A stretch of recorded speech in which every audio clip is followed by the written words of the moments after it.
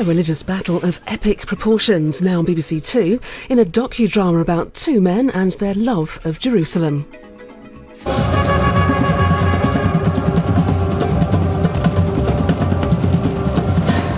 The 12th century. The Third Crusade. Two great leaders would come to symbolize the struggle between the empires of Islam and Christianity. Saladin, the Arab world's greatest champion, and Richard the Lionheart, Christendom's finest warrior.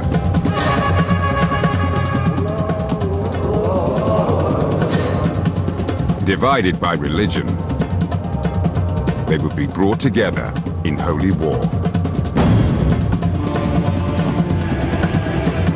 Driven by honor, obsessed with fame and power, Richard and Saladin would ascend into legend, fighting for the sacred city of Jerusalem.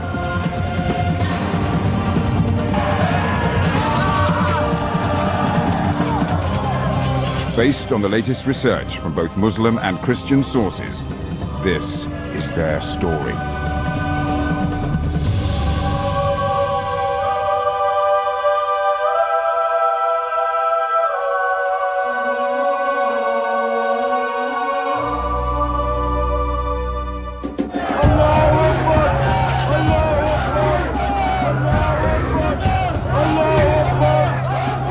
In 1187, a Muslim army battered at the gates of Jerusalem.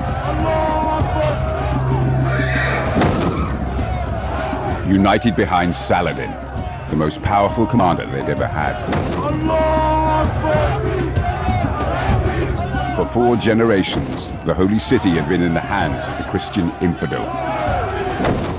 Now Saladin was poised to reclaim Jerusalem for the Muslim world.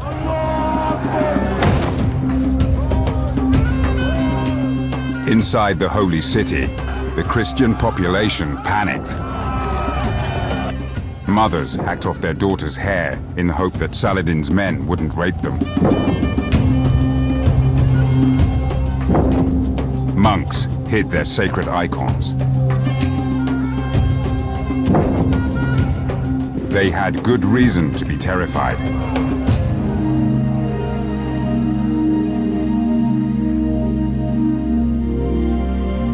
Saladin was driven on by the terrible events of the First Crusade, 88 years earlier. Following an appeal from the Catholic Church, the First Crusaders had ripped Jerusalem from the heart of the Islamic world, slaughtering every living thing in the name of their Christian God. The First Crusader invasion of Jerusalem was horrific. A lot of blood was shed for no reason. The amount of bloodshed was not based on military needs, but rather to create terror.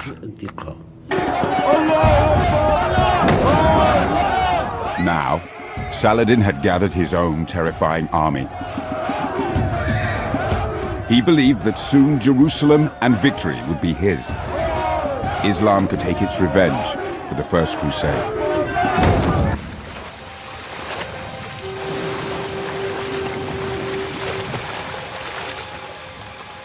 But Saladin knew very little of the remote corner of the world that had spawned the Crusaders.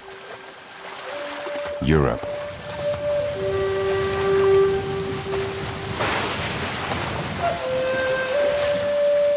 Europe was considered to be a cold, foggy, ambiguous place where people actually didn't have a clear idea how to govern themselves. Their religion wasn't clear to them, and they didn't have a proper culture or civilization. And what the Arabs had in mind was philosophy, medicine, music, literature, poetry. And the Europeans were thought to lack all of these things.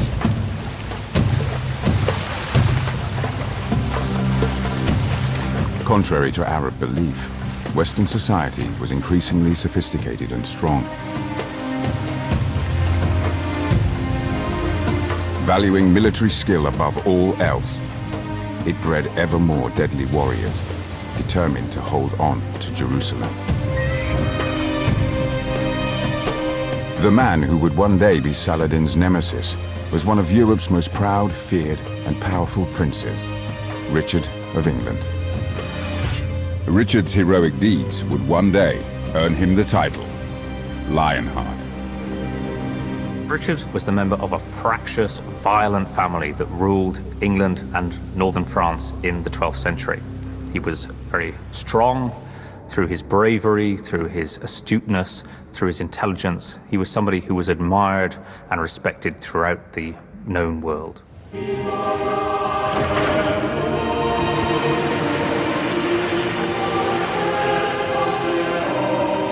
A devout Catholic, Richard came from an intensely religious society, obsessed with Jerusalem.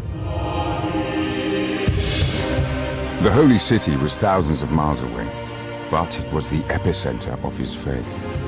Here, Jesus Christ had lived and died. Since the First Crusade, generations of knights had fought to keep it in Christian hands. It was a deeply felt belief within Christian society at this time that if the land on which Christ had walked, if the city in which he was buried was not in Christian hands, that was an affront to their God, that their God would feel that they had let him down. Also, if Jerusalem was in the hands of men of another faith, the pilgrim route to Jerusalem might be barred for generations unless you controlled that route and the holy city itself.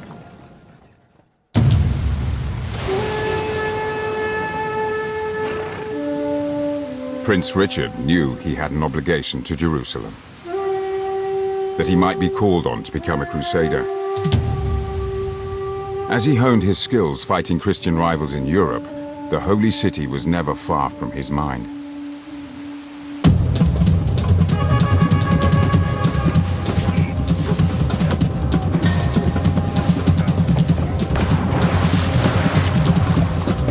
Jerusalem was in Richard's blood.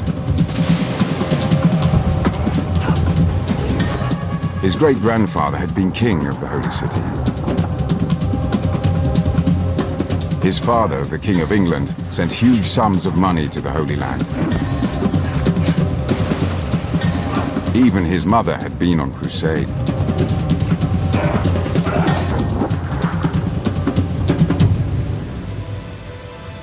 It was natural that Richard would follow in his ancestors' crusading footsteps.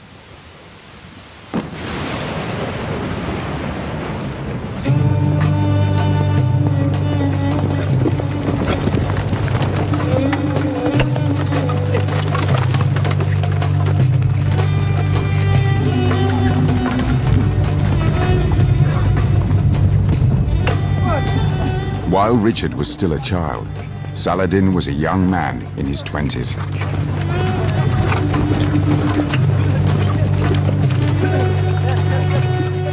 As a polo-playing cavalry officer, he never imagined a future as one of the Arab world's greatest heroes. He wasn't even an Arab. We know that he was born in 1137 in Tikrit, the birthplace of Saddam Hussein. His family were Kurds. He was, to some extent anyway, an ethnic outsider in the lands where he became so powerful.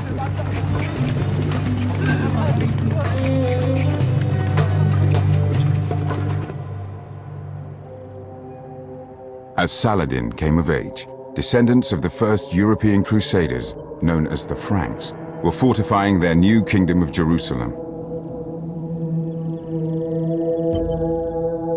Their growing network of crusader castles was a clear sign that they intended to stay and colonize Arab territory.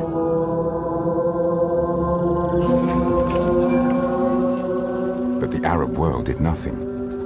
It was paralyzed by internal conflicts. There wasn't a unity of purpose in the Arab world.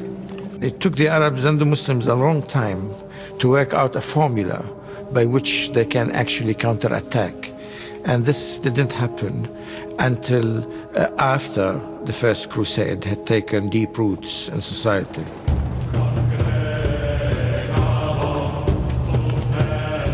As a young man, Saladin was under the command of his warrior uncle, Shirkuh, in Egypt. In time, Saladin would unite the feuding factions of the Arab world and take on the Crusaders. But like Richard, he began his rise to power, fighting his neighbors.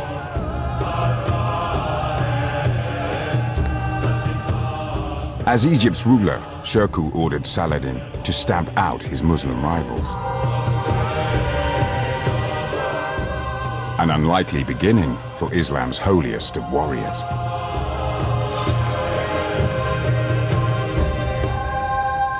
But a twist of fate would change his life forever. Shirkuh died from overeating. As his nephew, Saladin took command. It slowly dawned on him that he was destined for leadership and that this suited him, and people were willing to follow his leadership, and he built on it. Egypt was the richest country in the Middle East, the perfect power base for a young warrior. As soon as he became ruler of Egypt, Salah ad-Din conceived of the idea of setting up a monarchy. However, at the start, he did not have plans to liberate Jerusalem, but rather he desired a vast kingdom, an empire.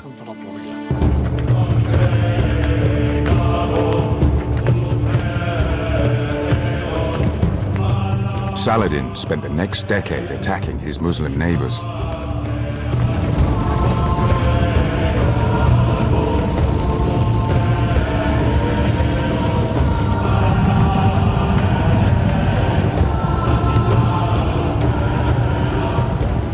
With the might of Egypt behind him, he brought Arabia and Syria under his control.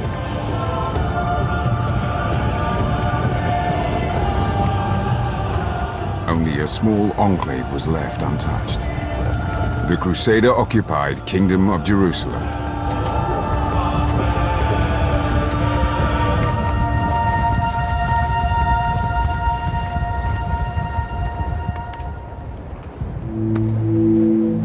After many years of fighting, Saladin was the most powerful man in the Middle East. But now approaching 50, he was criticized by Muslim holy men.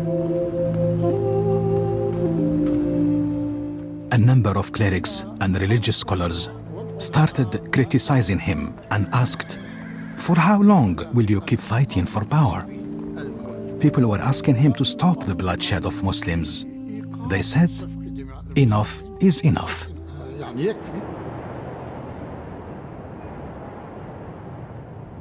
Driven by ambition, Saladin had killed many Muslims on his rise to power.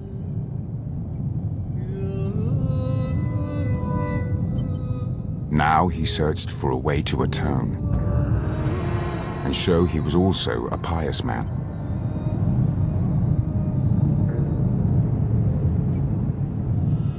The answer only came to him after a near-death experience.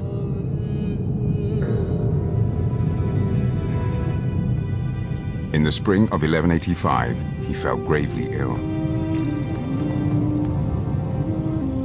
On the brink of death, Saladin called his holy men to him.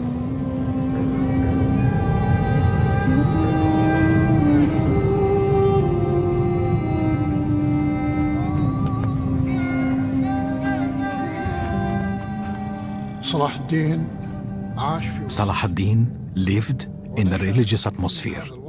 He believed in the mystical power of holy men and supernatural actions or miracles.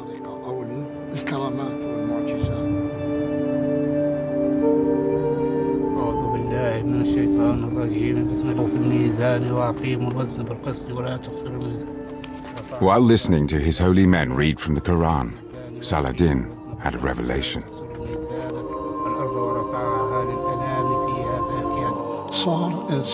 He became obsessed with the idea of liberating Jerusalem, and that such a task would bring him forgiveness of his sins and God's rewards.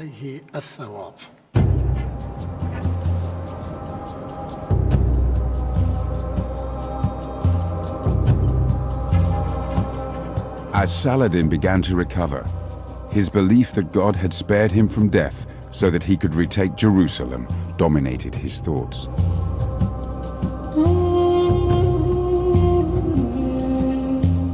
He started to realize how he could both do God's will and unite the Arab world under his leadership.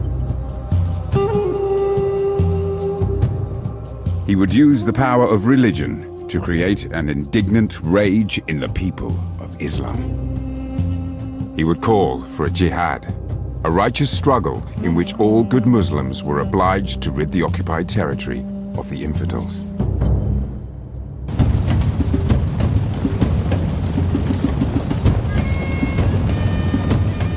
Saladin spread news of his jihad throughout the Middle East. His scribes wrote of a new holy war. Saladin wanted to remind everyone of the importance of Jerusalem to the Muslims.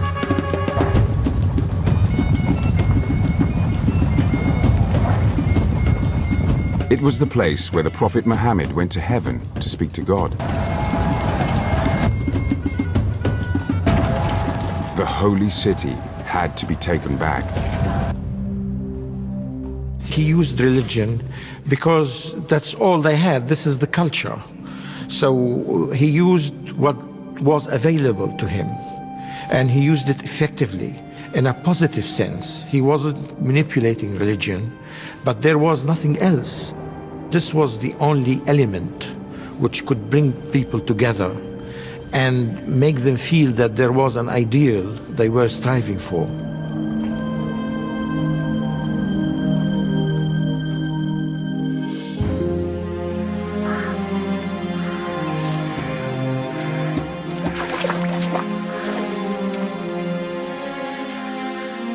Crusaders returning from the Holy Land brought news of Saladin's rise to power and the precarious position of the Franks in Jerusalem.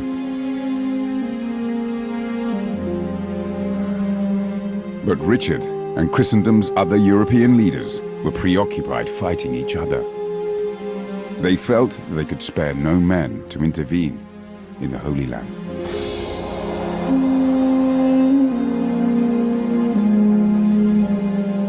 For Saladin, it was the perfect time to act. Once Saladin had built up this confederation of people from Egypt, Damascus, and northern Syria, and created this moral pressure on people to join in his jihad, he then had to deliver. There was an immediacy, a need for him to fight the Christians in 1187. Otherwise, the confederation would break up.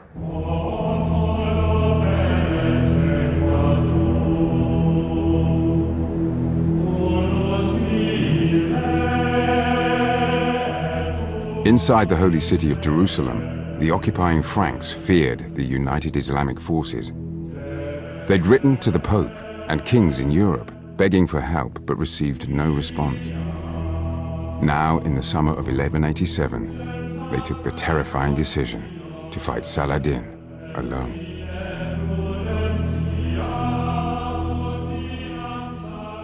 It's not a decision that people took very often in the Middle Ages.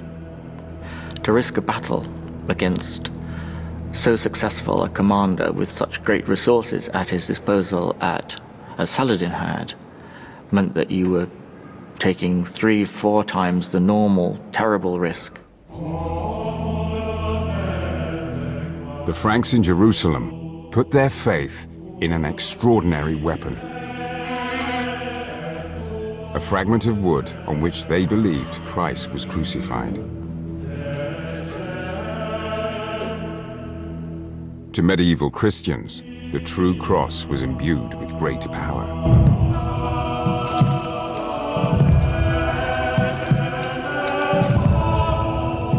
They had taken it into battle more than 20 times and won.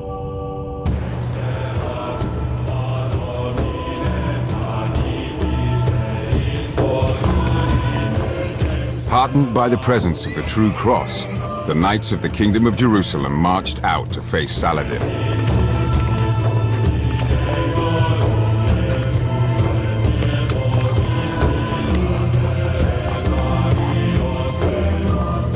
This This was exactly what Saladin had hoped for.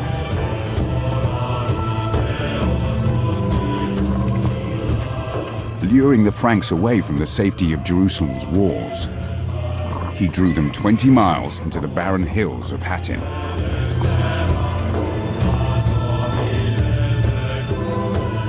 Here, he had poisoned the few sources of fresh water.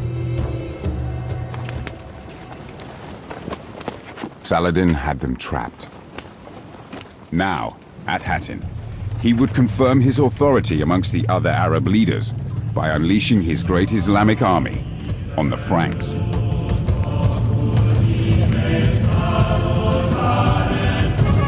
He ordered his troops to attack and torch the Crusader camp. Thousands of Christian knights were slaughtered.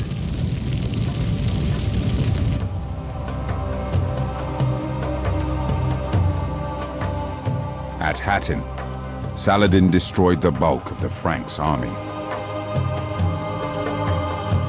The True Cross was also his. But Saladin did not destroy the Christians' great religious symbol. To Saladin personally, the True Cross was a worthless piece of wood. As a Muslim, he believed that Christ was a prophet, but he did not believe that he was the Son of God, and therefore he could not attach the same spiritual significance as the Christians did to this object. Saladin was aware, however, that the Christians were highly, highly attached to the True Cross, and if he was going to surrender it, he would want something very, very worthwhile in return. The True Cross might prove useful to Saladin, but the jihad was not yet over. Jerusalem was still in Christian hands.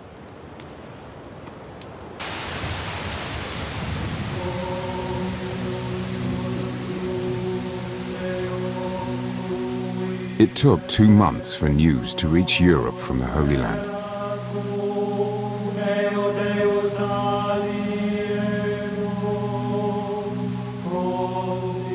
Word of Saladin's victory at Hattin brought an increasing sense of unease to Richard of England. He knew the road to Jerusalem would now be wide open for Saladin. The holy city could fall, and he would not know about it until it was too late. Richard's worst nightmare was about to come true.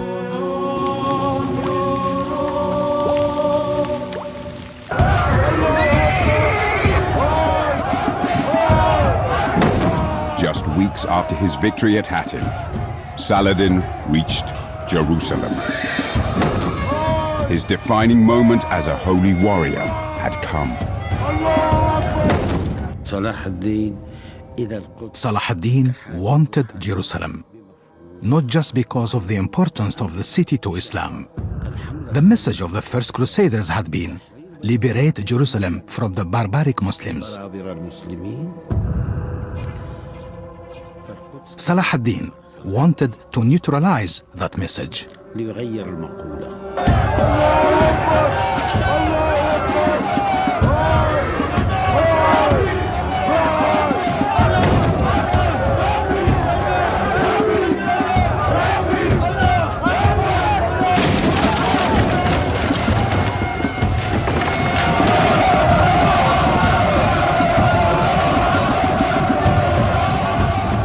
Jerusalem was at Saladin's mercy.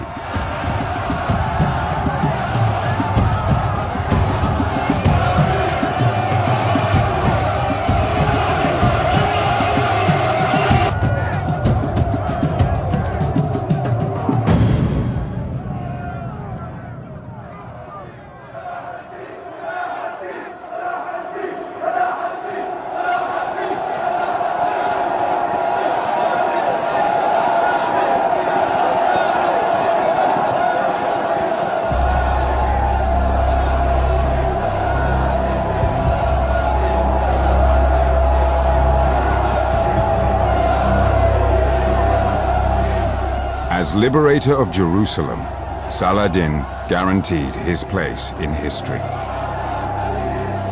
But it was his treatment of the Christian population that would make him a legend.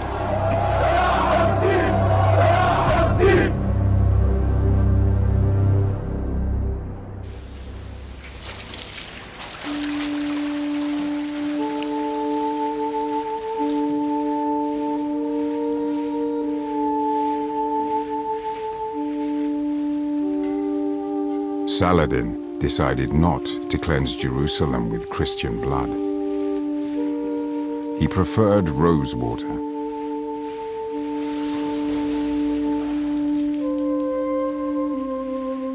Muslim soldiers turned their energies to purifying the holy places.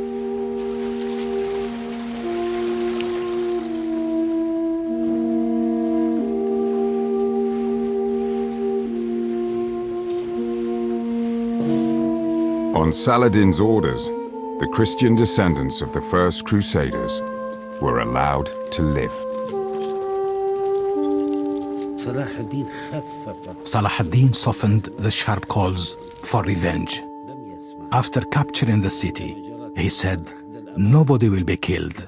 He banned the killing. Saladin aimed to show that Islam was militarily and morally superior to the Christian faith.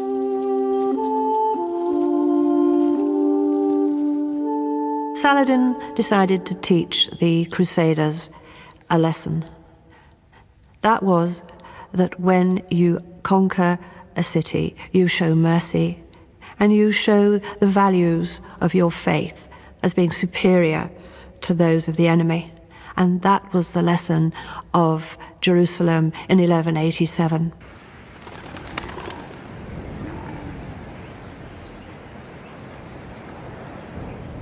For the first time in 88 years, Muslims could pray in Jerusalem.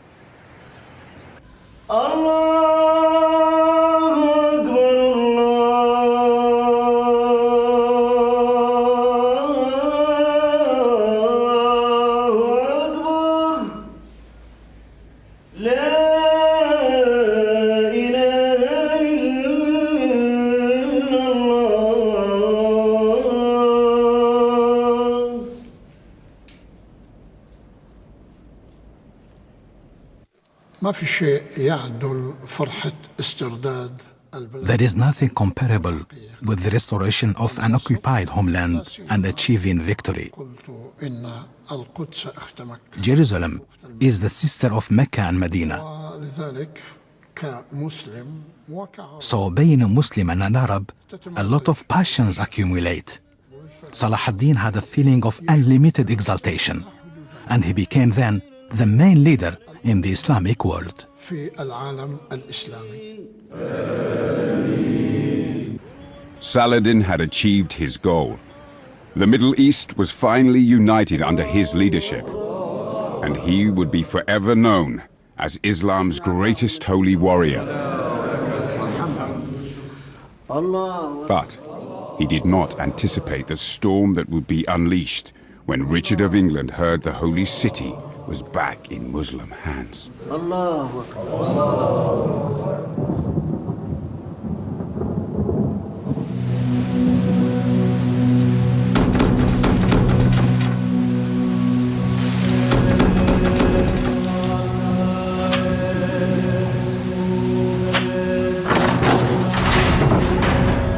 loss of Jerusalem was a disaster for Richard and the Christians in Europe. The Pope immediately issued a decree. Jerusalem was to be recaptured at all costs. In Christianity's darkest hour, Richard prepared to take on Saladin. Richard would have heard the name Saladin many, many times. He would have known of Saladin's huge success as the leader of the Muslim world, the opportunity to match himself against someone so famous was an opportunity not to be missed. As soon as he heard the news that Saladin had taken Jerusalem, he at once, without a moment's thought, impetuously, knowing instinctively it was the right thing to do, took the cross. Richard received a fabric cross that all Crusaders pledged to wear until Jerusalem was back in Christian hands.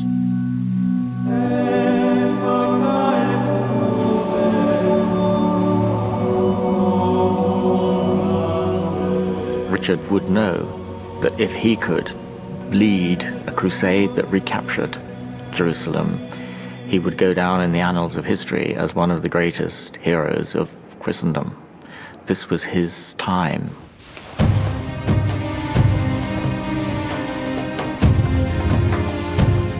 When Richard, the greatest knight in Europe, became a crusader, thousands followed his example. Men prepared to leave their families. The crosses sewn onto their tunics, signifying that they were now a part of Christ's army, led by Richard.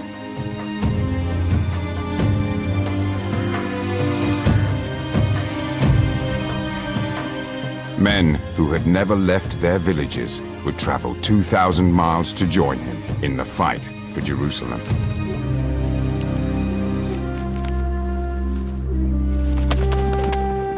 In return, the church would forgive them all their sins, a reward for which many were ready to die. Crusaders embarking for the Holy Land must have felt an enormous mix of emotions. They were leaving their wives, their families. They themselves were going into the unknown. They were going into lands that they hadn't seen or experienced before. They knew from previous crusades you probably had a 1 in 3 chance of dying or not coming back. So great fear, and also a sense of moral right. They felt crusading was a good purpose.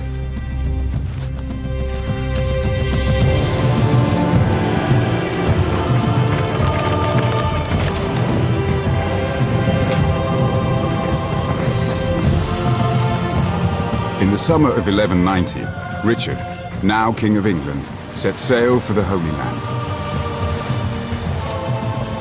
Richard had spent a fortune on provisions. It was said he would have been prepared to sell London to aid Jerusalem.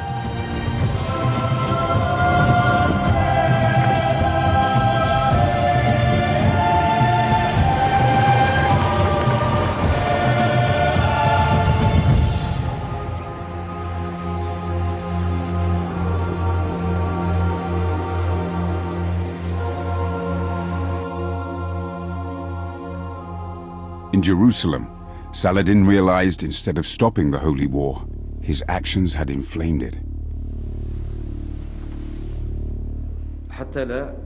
Saladin's council was becoming increasingly concerned.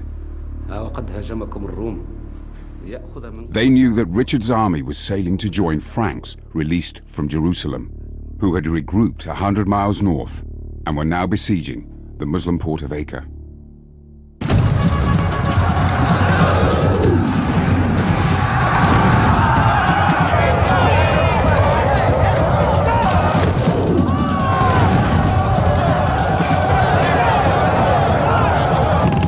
Acre was the key port in the eastern Mediterranean. If the Christians could seize it, they would secure a bridgehead into the Holy Land.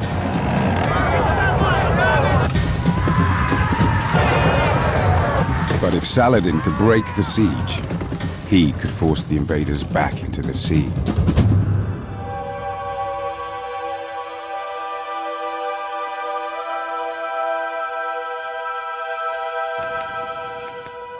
When Saladin arrived at Acre, he ordered his army to surround the Christian besiegers. But the Crusaders were too deeply entrenched for him to win another dramatic victory.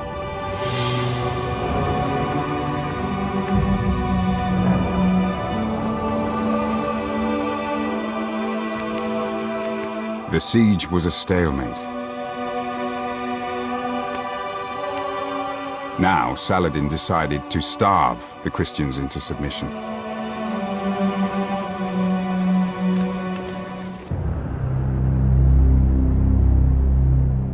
In the Crusader camp around Acre, food was so scarce, mounted knights were forced to eat grass. They had already eaten their horses. Hunger, malnutrition, and disease killed thousands and made some desperate men desert the crusade. A few even converted to Islam and went over to Saladin. The Crusaders' tenuous hold on Acre was slipping away.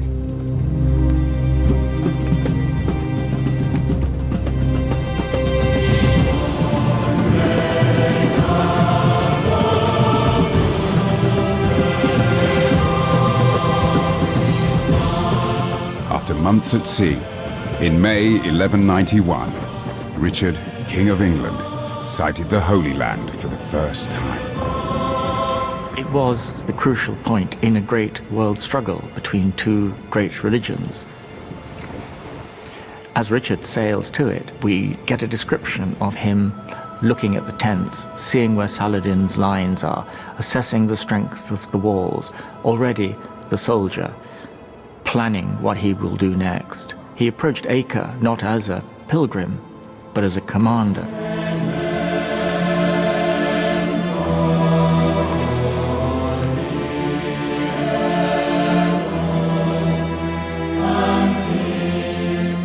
Richard's arrival brought a new sense of hope to the desperate men at Acre.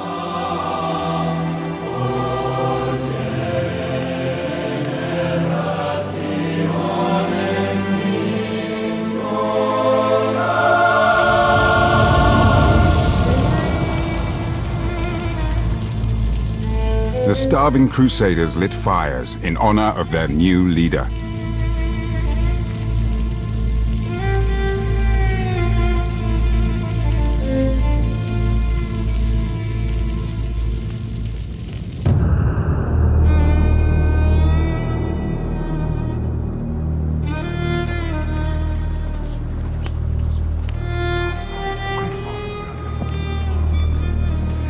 In the Muslim camp above Acre, Saladin sensed that in Richard he would face a difficult opponent.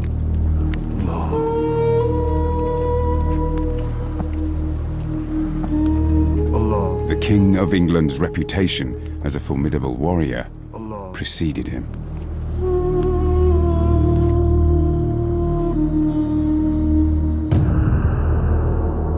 But at the city walls, the Crusader catapults were quiet.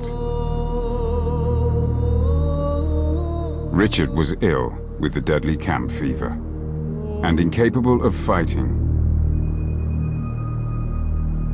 He was confined to his sickbed, but Richard knew there were other ways of winning a war.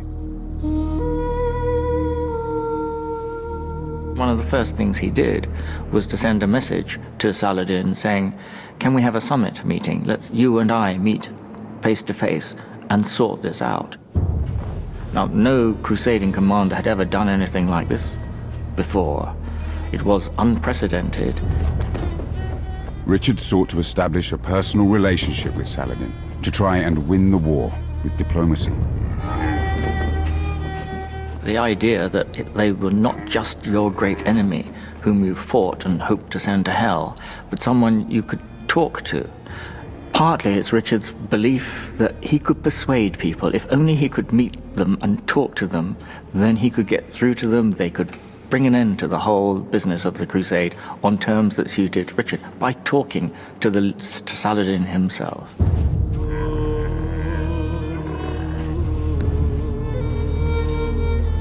But Saladin would not be so easily seduced. Believing he had the advantage, and considering it dishonorable to meet someone he intended to kill, Saladin politely declined to meet Richard.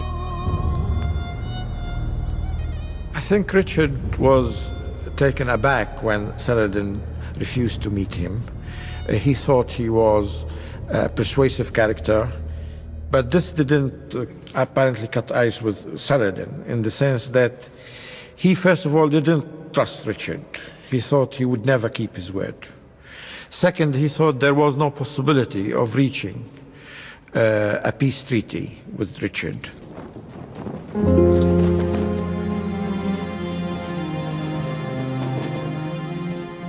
Early attempts at diplomacy failed, but Saladin decided to show Richard that he followed the chivalric code as well as any Christian knight. He sent the ailing King of England a gift.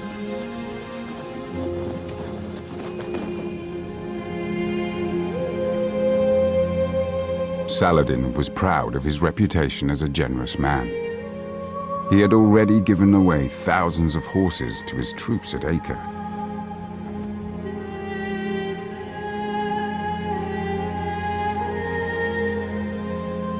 To Richard, he sent fruit for his illness.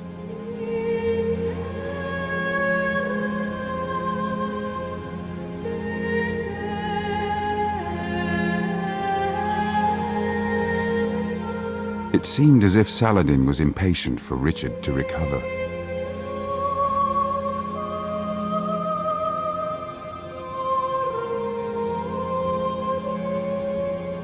Soon, Richard was well again, and he descended on Acre.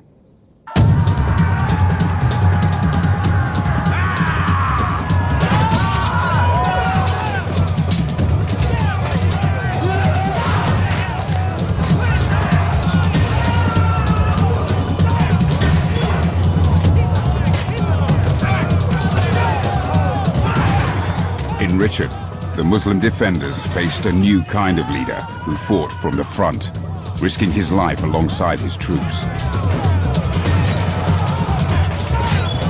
He seemed unstoppable.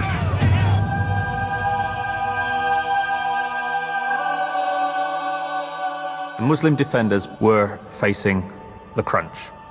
The arrival of Richard meant that the pressure exerted by the Christians was now almost unbearable.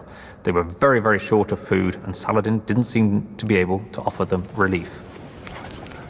From his hilltop camp, Saladin could do little to help. But he refused to let the Muslims in Acre surrender.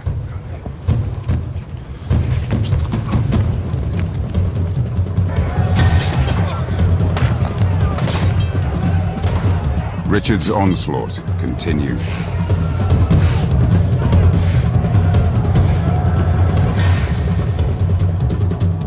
The Muslims resisted for almost a week, and still no relief came from Saladin.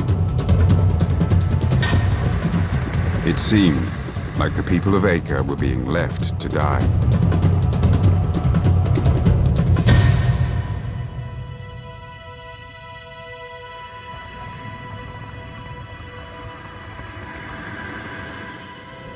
Eventually, without Saladin's permission, they gave up the fight. In the end, they forced his hand. They forced him to surrender the city.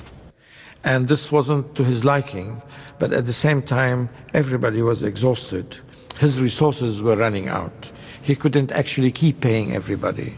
And he was forced to surrender Acre, at the same time regret the fact that he had to do so.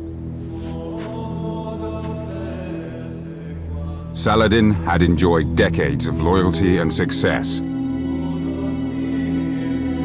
But now, against Richard, his authority was beginning to unravel.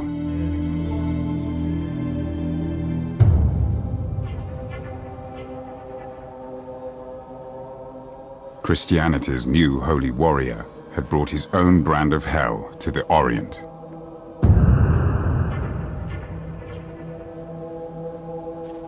It was at Acre that Richard, King of England, earned the title Lionheart.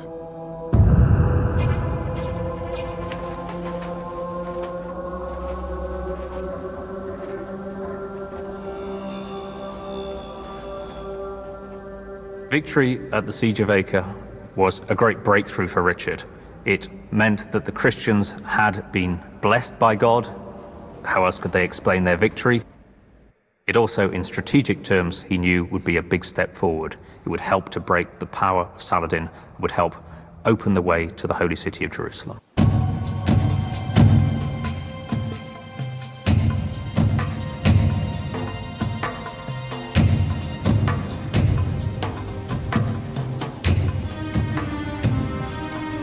With the Muslim-held port of Acre back in Christian hands, Richard the Lionheart, King of England, had completed the first stage of his quest for Jerusalem.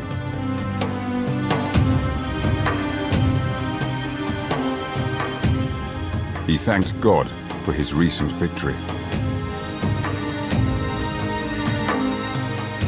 But now, instead of marching on the holy city, he found himself guarding 3,000 Muslim prisoners in Acre's dungeons, taken hostage after the battle.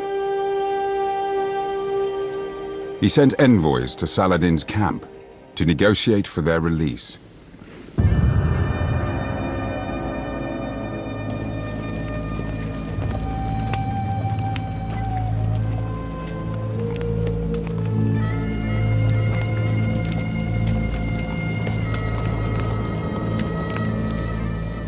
In exchange for the prisoners, Saladin was asked to give back Christendom's greatest holy relic,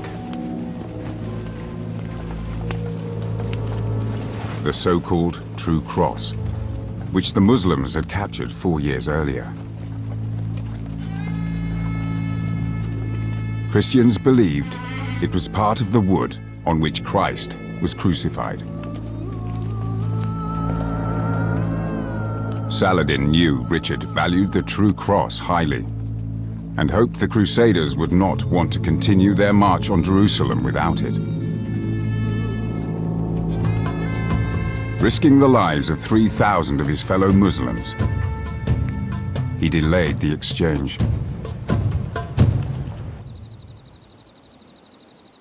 Stuck in Acre, Richard's crusade ground to a halt. As the weeks passed, his fellow holy warriors occupied themselves in Acre's famous brothels.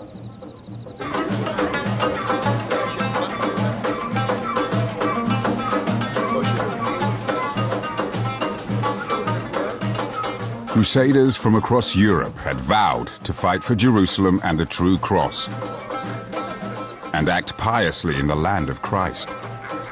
But every day Saladin spun out the negotiations, the Crusaders behaved less and less like holy warriors.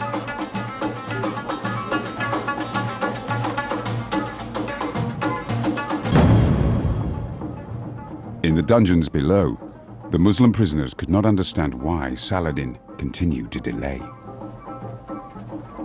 They grew more and more fearful. Eventually, Richard decided his march on Jerusalem could wait no longer. He ordered the prisoners to be taken from their cells. They couldn't just stay at Acre, as month succeeded month, waiting perhaps endlessly. To leave so many fighting men in captivity in Acre would have entailed money. A great many men would have to guard them. This, he calculated, was a cost that he could not bear. In the end, he has them slaughtered.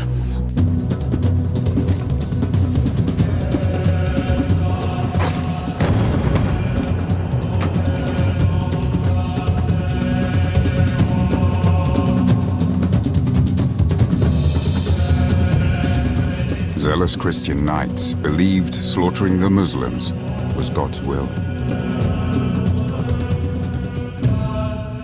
Richard had agonized over whether to kill the prisoners. But in the end, he felt Saladin gave him no choice. Richard's decision went against all conventions of the time. His crusaders executed the Muslims in full view of Saladin's troops. According to the codes of warfare in the Middle Ages, you simply captured prisoners and exchanged them or ransomed them. You never killed them. They're supposed to be worth something.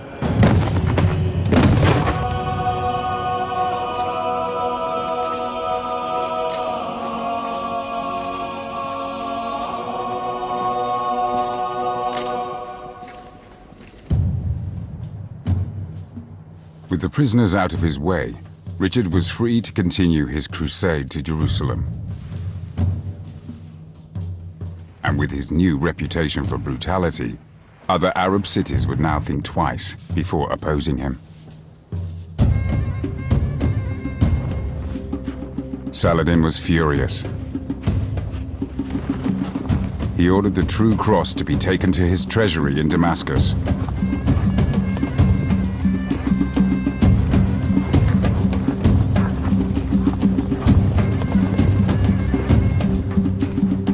The relic was lost to Christendom forever. Now, with neither man trusting the other, both Richard and Saladin prepared to intensify the holy war for Jerusalem.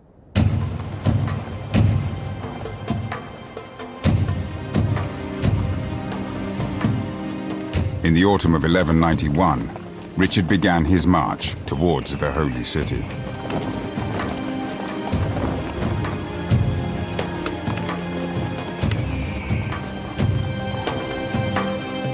The first stage on the road to Jerusalem would take him to the port of Jaffa, 60 miles to the south.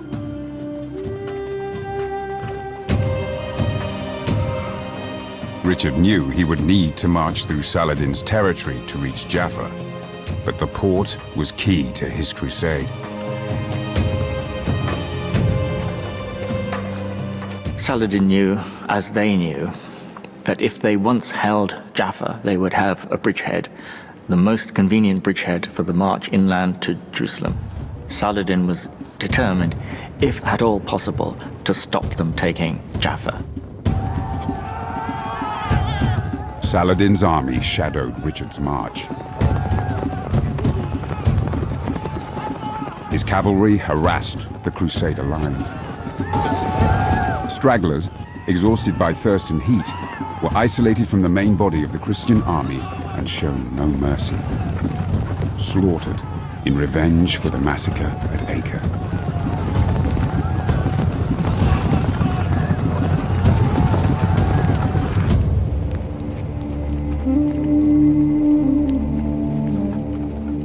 By night, the full force of the treacherous situation the Crusaders found themselves in hit home.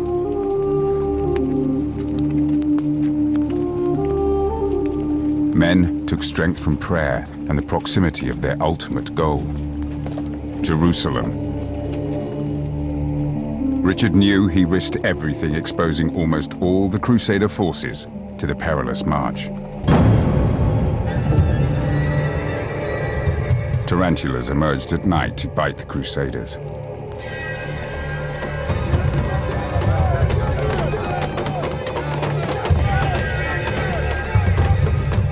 Terrified men beat shields to drive the vermin away.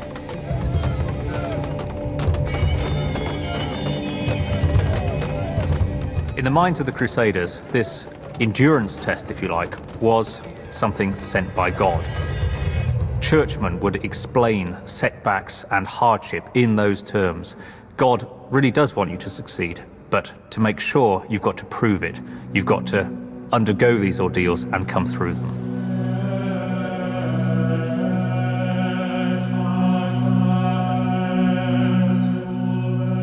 Richard expected the greatest test was yet to come. An all-out attack by Saladin.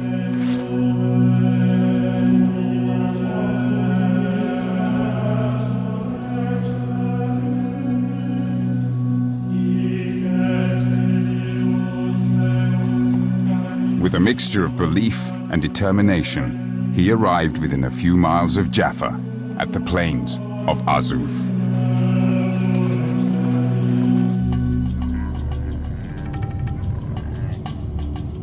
At Azuf, Saladin intended to stop Richard with an all-out attack. Saladin risked a full-scale battle to stop this steady march southwards. The Crusaders were determined to get to Jaffa. There was a head-on conflict between the two great armies. As Saladin's lines advanced, Richard commanded his Crusaders to hold formation.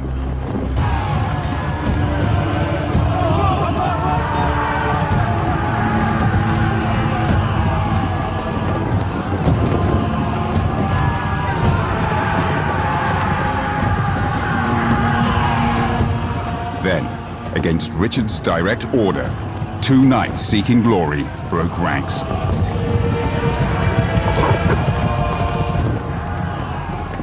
Richard saw this. He was horrified. It was the last thing he wanted. It was vital that the Christians maintain formation.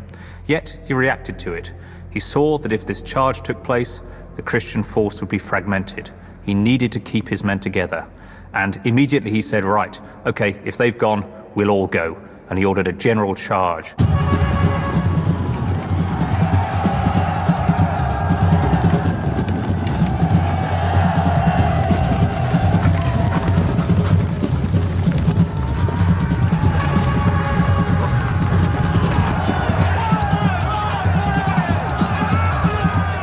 Within minutes, Richard turned the tide of the battle.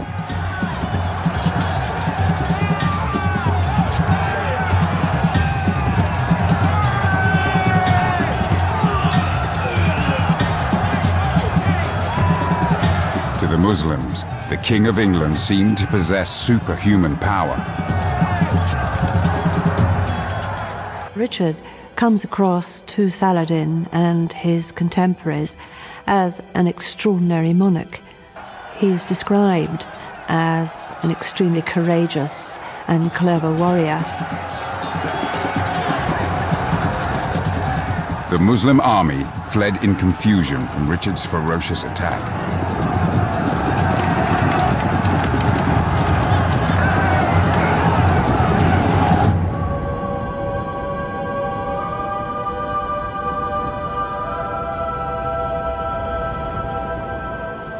After the carnage, despite overwhelming odds, Richard found himself victorious again.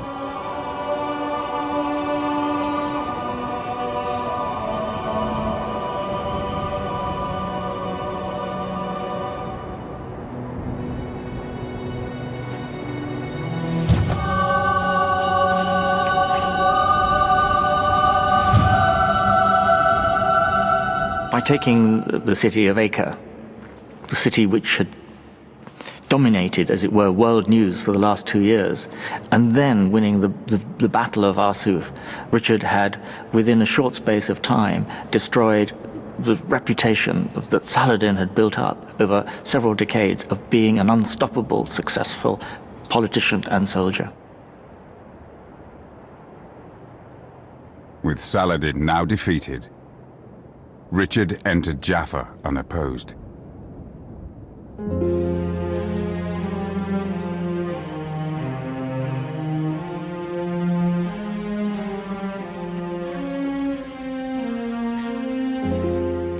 Behind the thick castle walls, Richard's surgeons tried to keep the wounded crusaders alive.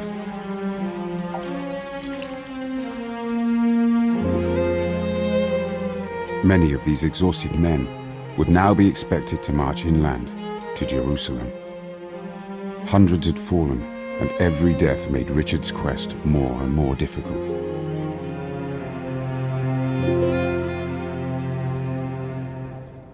Any major victory by the Crusaders, such as the one at Arsuf, shouldn't blind us to the reality of their very precarious existence at all times in the Holy Land. Because, after all, they were a minority. They always were a minority.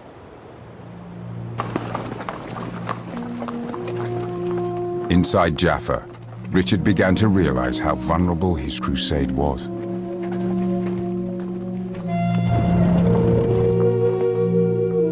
Instead of marching swiftly on Jerusalem, as his followers urged, he once again decided to attempt secret negotiations with Saladin.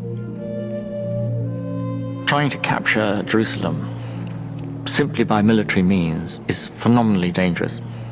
It will be much better if Saladin can be persuaded by diplomatic means, by negotiation, to allow Jerusalem to be handed back to the Christians.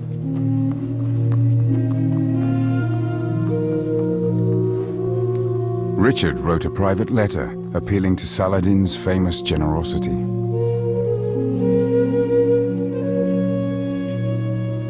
The Muslims and the Crusaders are bleeding to death. The country is utterly ruined. Lives have been sacrificed on both sides. The time has come to stop this. Jerusalem is for us an object of worship. It must be consigned to us.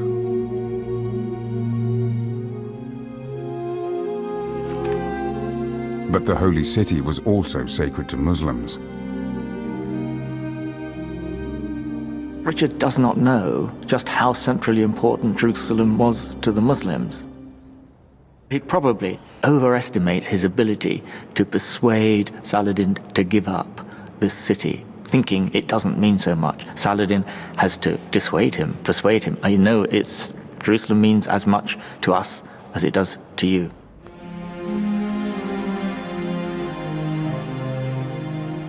Saladin sent his brother Al-Adil with his response to Richard's request.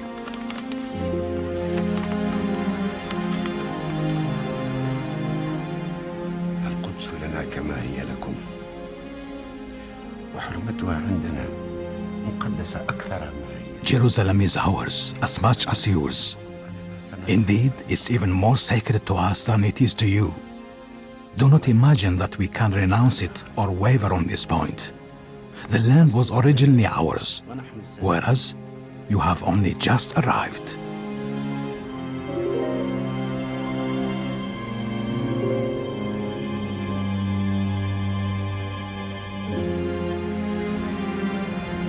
Jerusalem was a sacred Islamic site where the Prophet Muhammad ascended to heaven. Saladin would never give it up. His status in the Arab world depended on retaining it. But he was completely unprepared for what happened next.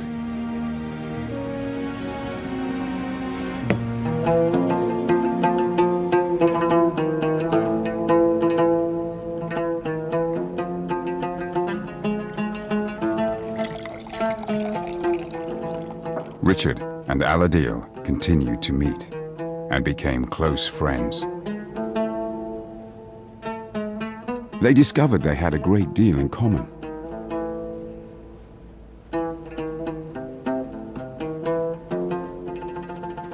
Men like Richard and Al-Adil both believe they have been born to rule, to lead armies, to enjoy hunting, to enjoy hawking, to enjoy fine horses, to enjoy music.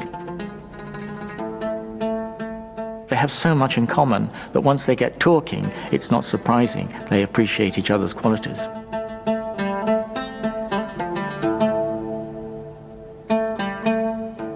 Richard began to call Al-Adil brother and knighted his son as if he were a European prince. The massacre at Acre seemed a distant memory.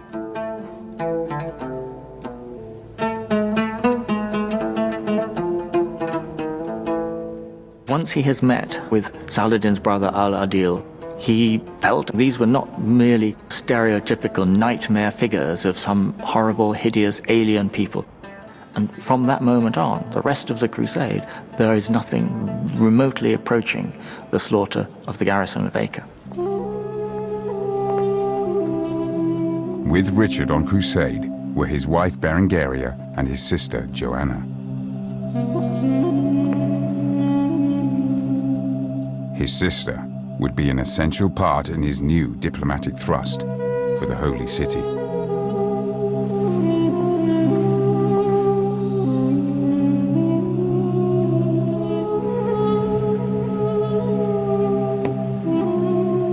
Al-Adil sent a letter to Saladin outlining a radical new peace proposal.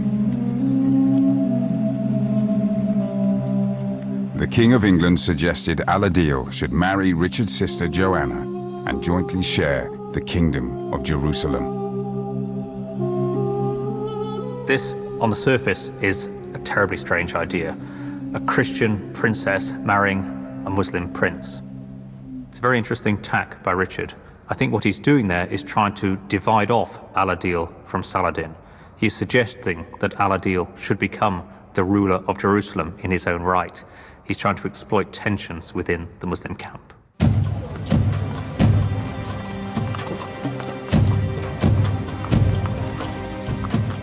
Richard the Lionheart was happy to negotiate with Al-Adil, but he neglected to consult Joanna. Joanna refused to marry a Muslim.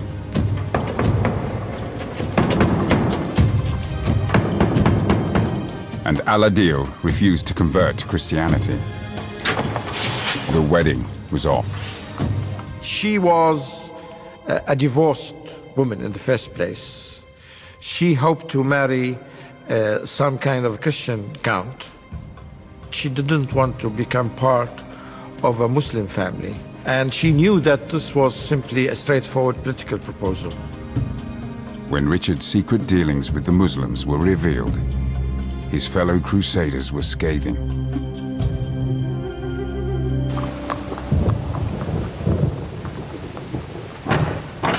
The Church preferred to drive the infidel from the Holy Land by force.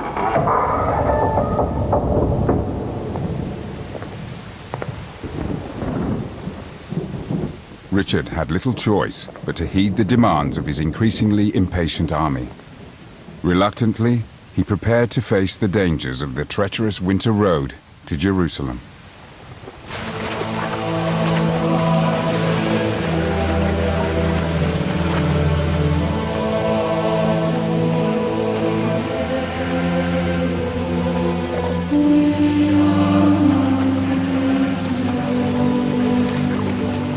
Despite weeks of torrential rain, the devoted crusaders struggled on.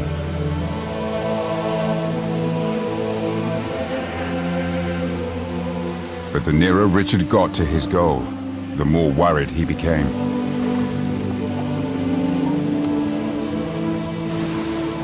Just 6 miles from the Holy City, Richard brought his army to a halt.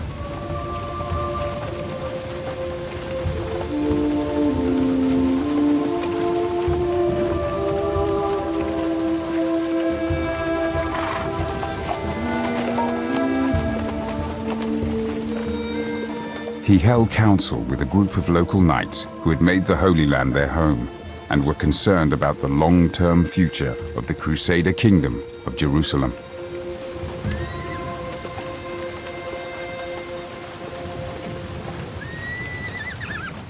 It became clear, and this is what Richard was told above all by the men who had lived all their lives there, who knew the country well, who understood its problems, that it just wasn't on.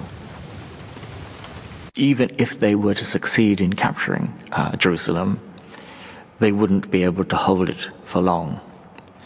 Part of the trouble was that those who were keenest to go to Jerusalem, those who pushed hardest for this march, were precisely the people who felt themselves to be pilgrims. And as pilgrims, once they had fulfilled their vow of getting to Jerusalem, would then go home, abandoning the city that they had struggled so long to take, and they would lose it again quickly. What was the point of that?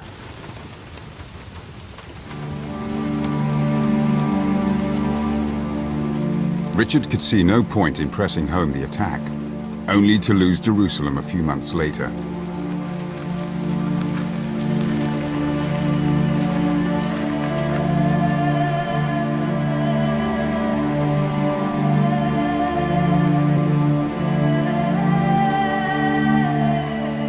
On the advice of his local knights, he decided to turn his army around and march back to Jaffa.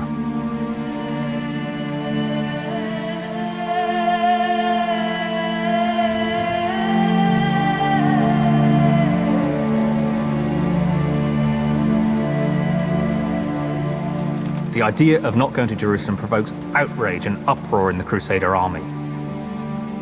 They committed themselves to the cause of Christ. They wanted to complete their pilgrimage. And here was their leader, their esteemed leader, telling them that it wasn't possible. They couldn't understand it. They felt, some of them felt very betrayed, some of them felt almost that Richard was being a coward. But the reality was, their leaders said they had to turn around and go back.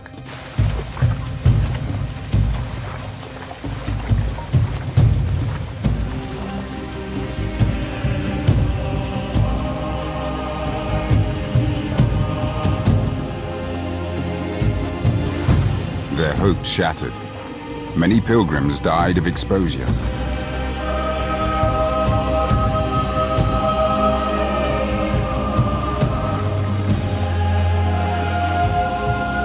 Thousands of others deserted Richard's crusade in disgust.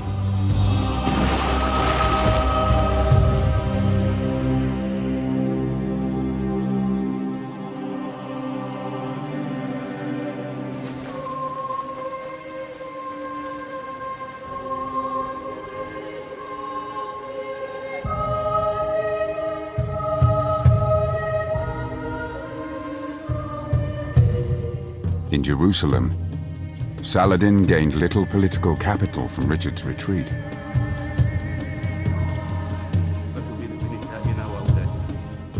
He was increasingly isolated from his council.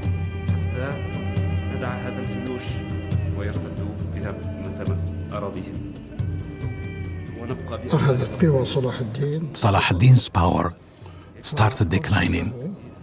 القاضي الفاضل He had reports that it was becoming impossible to find soldiers or supplies.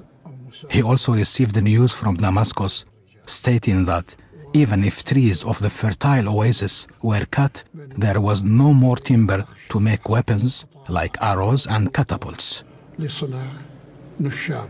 بأمان وحرية نحن وأولادنا يجب أن نعد العدة من جديد. As time passed, Saladin became more and more vulnerable. It was becoming increasingly clear that if Richard tried to attack Jerusalem again when the weather improved, the holy city would be almost impossible to defend.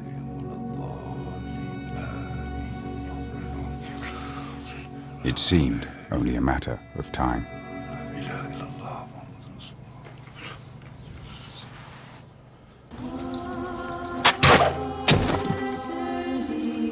In Jaffa, Richard attempted to rally his troops after the bitter disappointment of the failure to reach Jerusalem.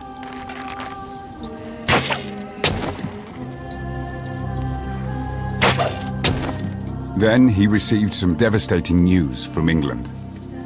His brother, Prince John, was attempting to seize power from Richard in his absence. Richard was urged to stop the crusade and return to England to fight for his crown.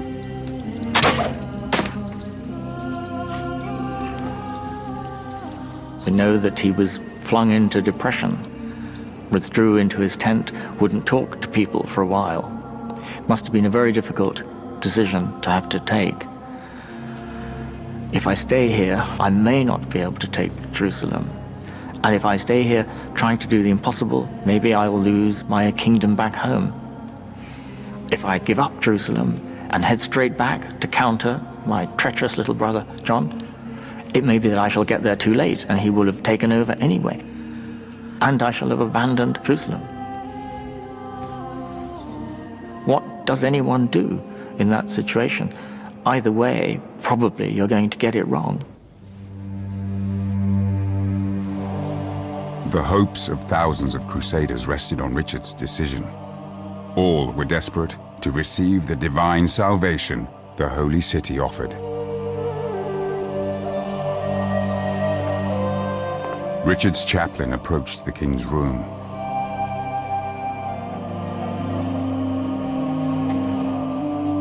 In a desperate plea, he attempted to shame Richard into making the decision they all yearned for. Pray consider deeply in your heart how God has honored and magnified you with countless triumphs and successes. If you desert Jerusalem, it will be the same as if you left it to be destroyed by its enemies.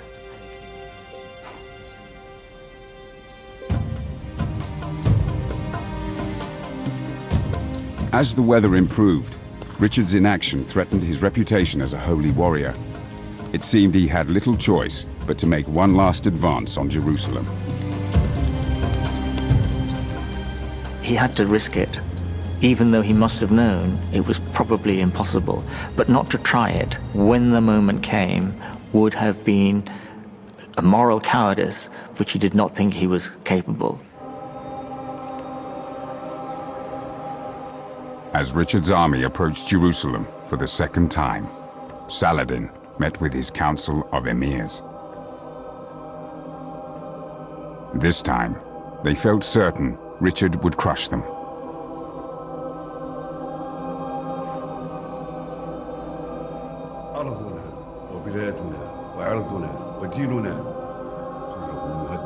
Saladin's secretary, Biha al-Din, demanded they pledge to defend Jerusalem to the death. But no one spoke. Saladin was incensed. If you give way, the Westerners will roll up this land like the rolling up of a scroll. You undertook to defend this land. and on you alone depends the safety of Muslims everywhere. Many of Saladin's emirs suggested that he simply withdraw.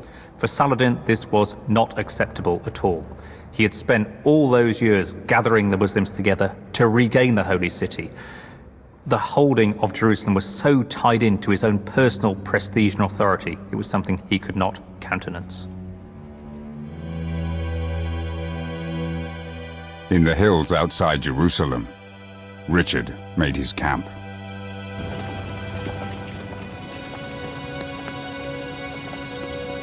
Crusaders prepared for martyrdom.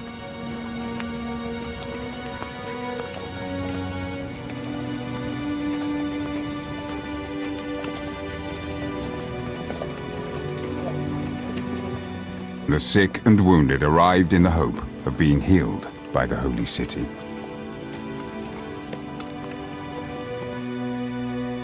Richard was tantalizingly close to his ultimate goal. But on the eve of battle, he was haunted by the fear of failure. There's a story told that on one patrol, he got close enough to Jerusalem to be able to see the holy city itself.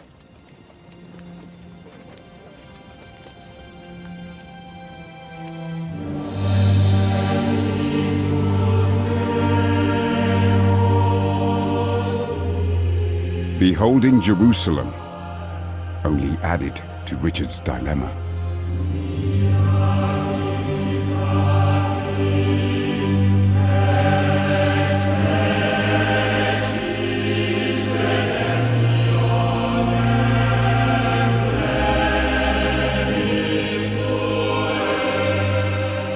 Realizing that he was so close, he flung up his cloak, covered his eyes, saying, "I will not see that which I cannot capture."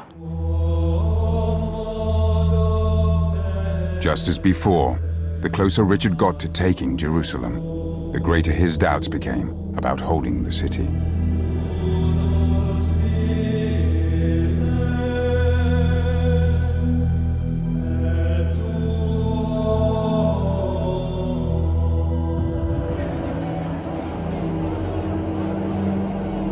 Inside Jerusalem, Saladin was also kept awake by his fears.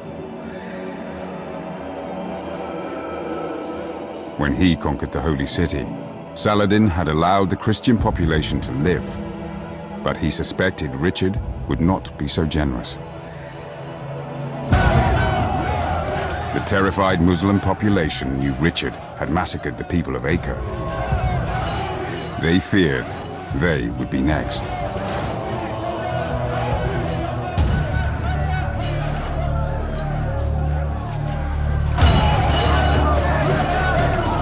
They prepared to defend their holy city with everything they had.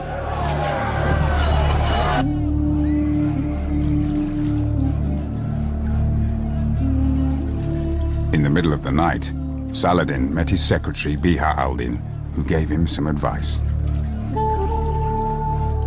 Your Highness is weighed down with anxiety.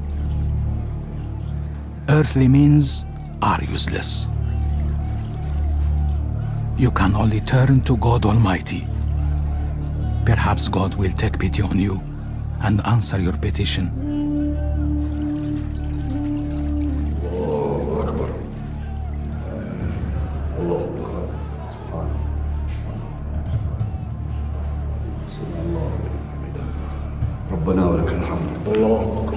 Saladin and the whole of Jerusalem braced themselves for Richard's onslaught. But it did not come.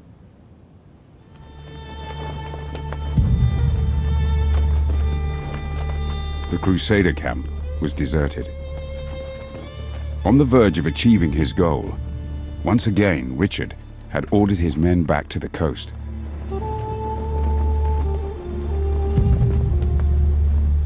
To Saladin, it looked like Richard had given up on his crusade. For the medieval Muslim, the retreat of Richard the second time from Jerusalem would have been regarded as a sign of God's benevolence towards them. They would not have seen it in personal terms. Richard is chickening out. This was God's favor towards them returning.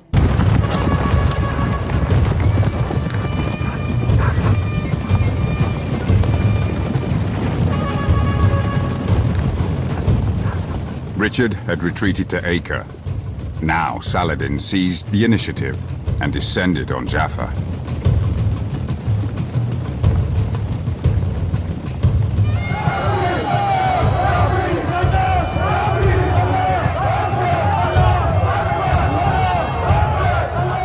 The port was quickly overrun.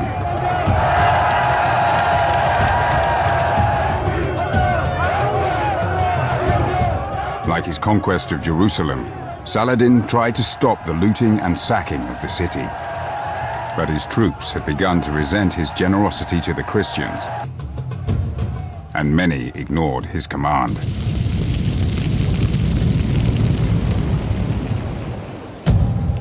Worse news was yet to come for Saladin.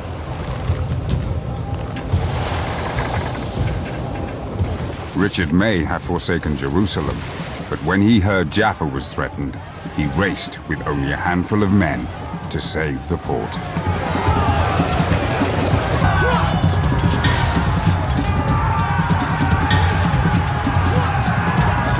Richard mowed down everyone who dared challenge him.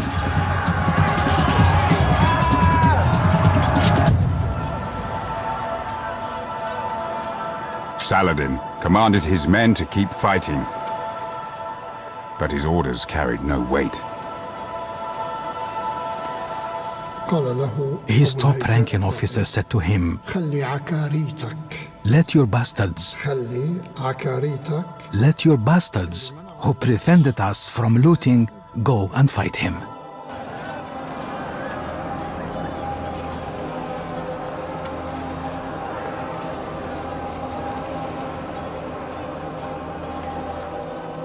Saladin had no response to the insubordination. Despite being massively outnumbered, Richard won the Battle of Jaffa.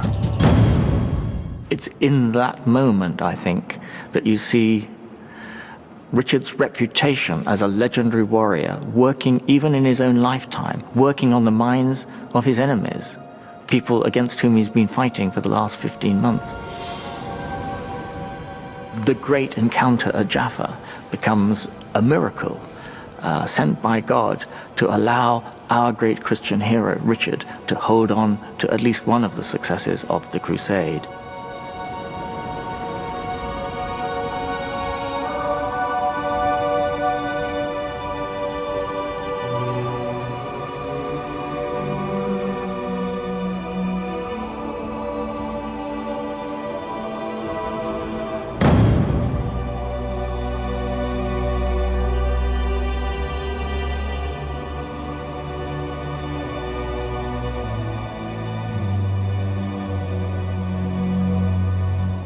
With Richard sick from exhaustion, neither man could continue.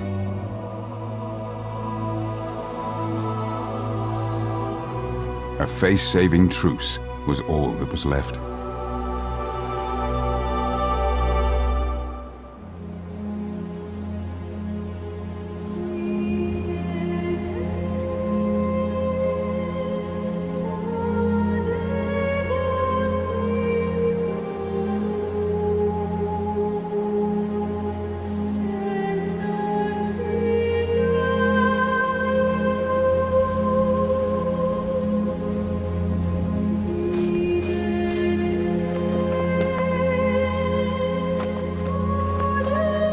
At Jaffa, Richard had saved his reputation as a holy warrior, but his crusade was over.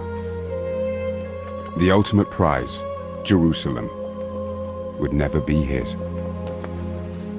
Under the treaty, Richard kept control of Jaffa and Acre and a stretch of the coast, but the holy city and everywhere else remained in Saladin's hands.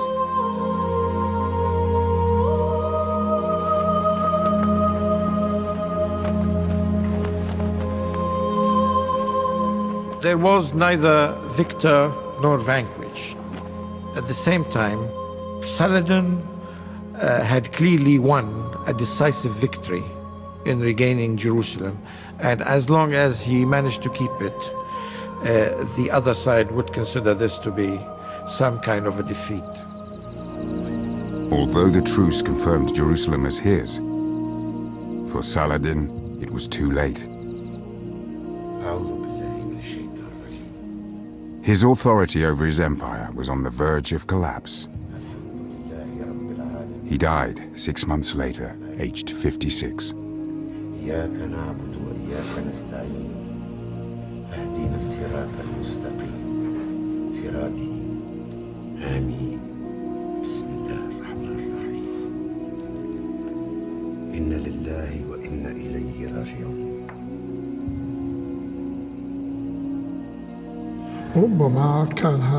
The treaty might have contributed to his death.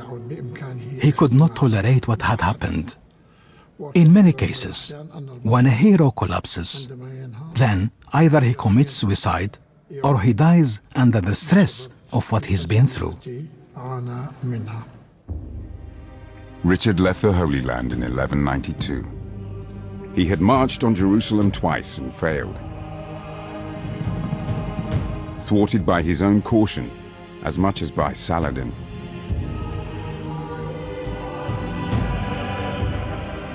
He died fighting fellow Christians in France, aged 42.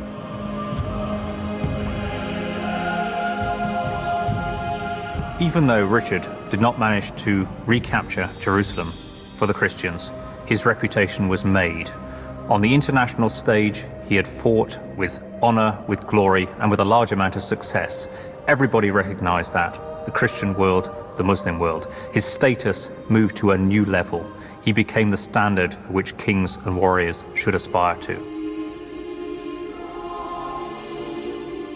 Richard and Saladin gave everything for love of Jerusalem. Even in Europe, Saladin gained a glowing reputation. In the first guide to Christian chivalry, he was the leading example. Saladin is the most famous Muslim in the whole world, after the Prophet Muhammad, of course. His legacy is with us even today. He symbolizes virtue, magnanimity, and generosity, and was a worthy person for medieval Europe to admire.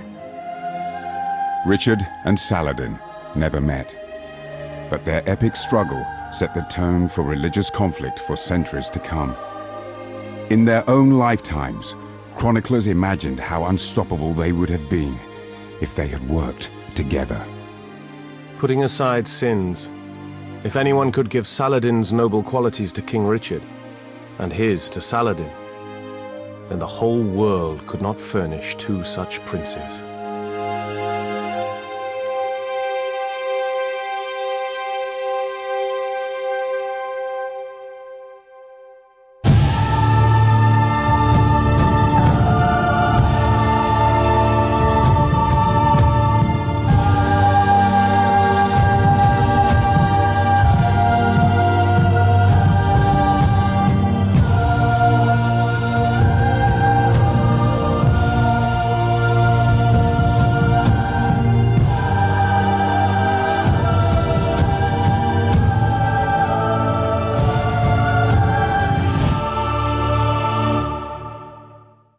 Do you want to come with me? Backwards or forwards in time? Forwards. This is the day the sun expands. Welcome to the end of the world.